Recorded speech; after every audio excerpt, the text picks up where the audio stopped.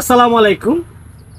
কিছুদিন আগে আমি আপনাদেরকে একটা ভিডিও দিয়েছিলাম গন্ধরাজ ফুলের কাটিং থেকে কিভাবে বংশ বিস্তার করা যায়। তো এটা আজকে সামনে নিয়ে বসলাম, হয়তো আজকে 15 দিনের ব্যবধানে কি হয়েছে এটা আমরা একটু দেখব।